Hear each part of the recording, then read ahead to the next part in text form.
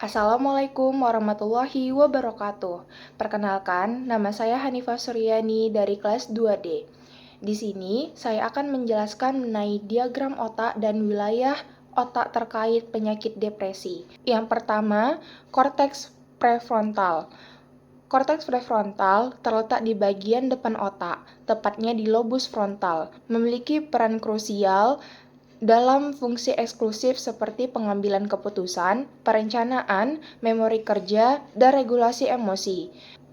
Pada individu dengan depresi, terjadi perubahan pola aktivitas di korteks prefrontal, seringkali ditandai dengan penurunan aktivitas di area yang mengatur emosi positif dan motivasi, serta peningkatan aktivitas di area yang berkaitan dengan pemrosesan emosi negatif dan ruminasi.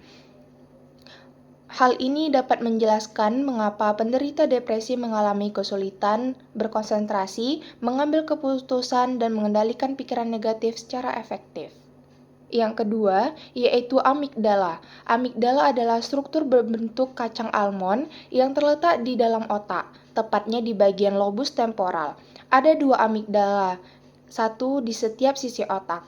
Secara vertikal, letaknya hampir sejajar dengan mata dan berada di tengah-tengah antara pusat dan tengkorak, lebih ke arah tengah. Amigdala ini memiliki peran vital dalam pemrosesan emosi, khususnya rasa takut, kecemasan, dan respon terhadap ancaman.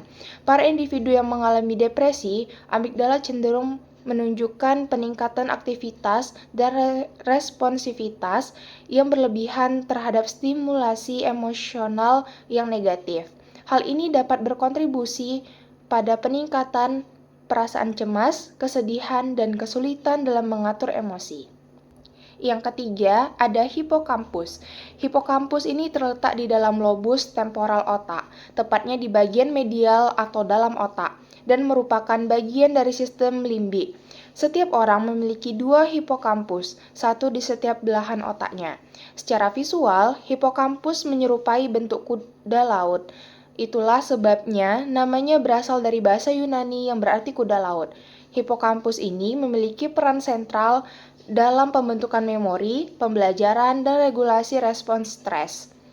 Studi menunjukkan bahwa pada penderita depresi, terutama yang kronis, hipokampus dapat mengalami penurunan volume dan gangguan neurogenesis atau pembentukan sel saraf baru.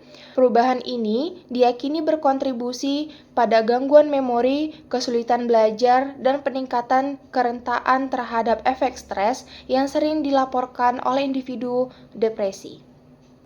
Yang keempat, yaitu ganglia basal.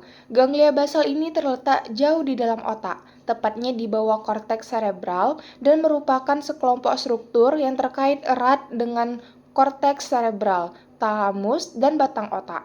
Meskipun sering kurang menjadi fokus dibandingkan area lain, ganglia basal ini berperan penting dalam motivasi, gerakan, dan pemrosesan hadiah.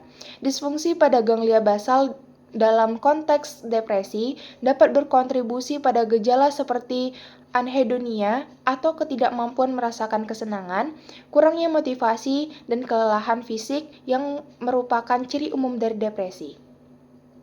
Sekian penjelasan dari saya. Wassalamualaikum warahmatullahi wabarakatuh.